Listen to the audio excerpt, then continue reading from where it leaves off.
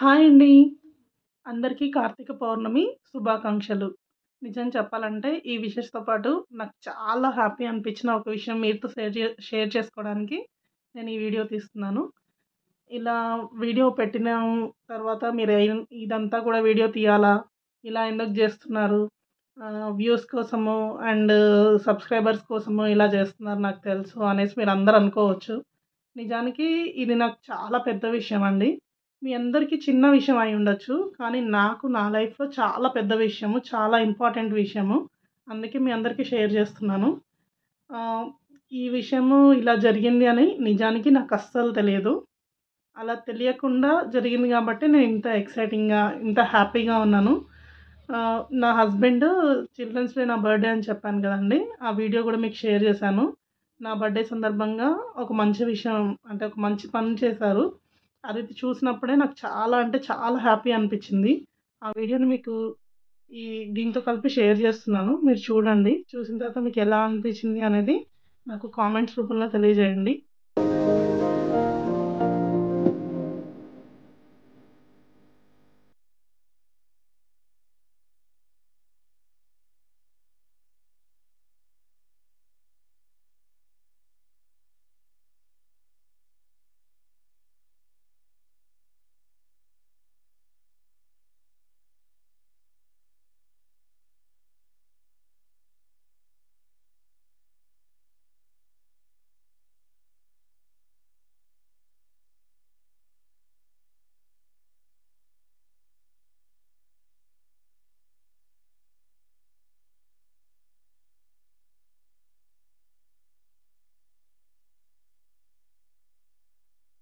Video చూసారు గదండీ!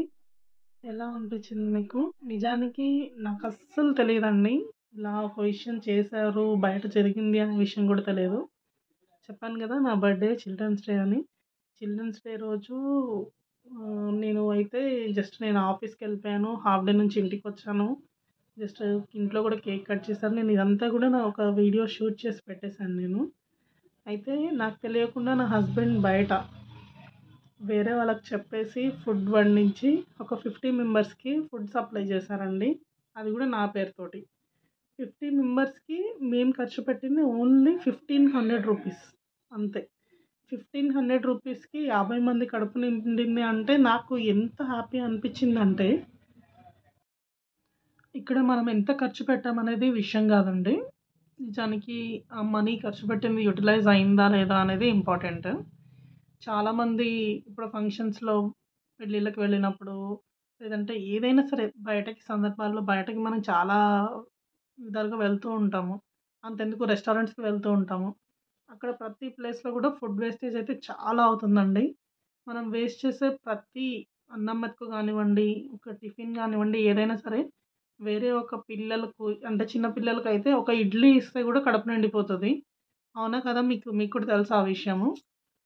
ఎందుకు ఈ విషయం చెప్తున్నా అంటే, ఈ మధ్య ఫుడ్ వేస్టేజ్ నేను చాలా ప్లేసెస్‌లో చూస్తున్నా అండి. భోజనాల్లో చూస్తున్నాను, ఫంక్షన్స్‌లో చూస్తున్నాను, అండ్ అన్నదానాల్లో చూస్తున్నాను.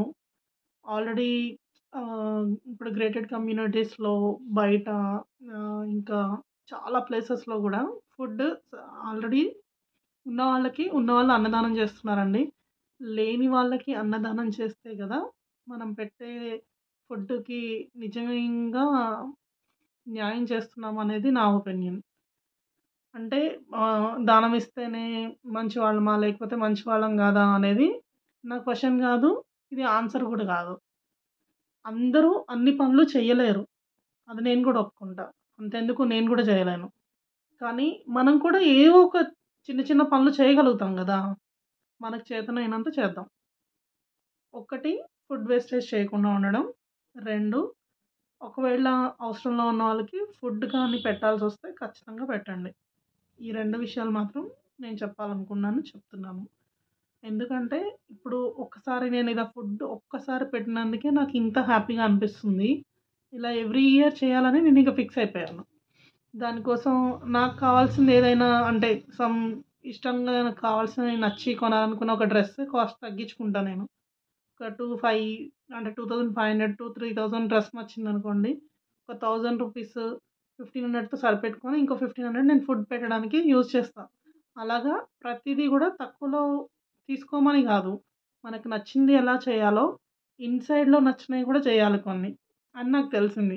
అలా చేస్తే చాలా హ్యాపీగా అనిపిస్తుంది. ఆ హ్యాపీనెస్ ఏంటనేది మీరు చేస్తే మీకు తెలుస్తది. ప్రతి సందర్భంలో మొక్కలు నాటండి అని జెప్తున్నారు గదా! ప్రతి సందర్భంలో ఫుడ్ గూడా పెట్టండి. నా నా ఒపీనియన్ తర్వాత మీ ఒపీనియన్ గూడా అవ్వాలనేసి నేను కోరుకుంటున్నాను. Thank you so much. ఈ వీడియోని చూసినందుకు. అండ్ చూసిన తర్వాత మీకెలా అనిపించిందనేది కామెంట్ రూపంలో తెలియజేయండి. ఇంకొక విషయము, ఒకవేళ నా వీడియో నచ్చితే ఖచ్చితంగా సబ్స్క్రైబ్ చేసుకోండి. Thank you. Thank you so much.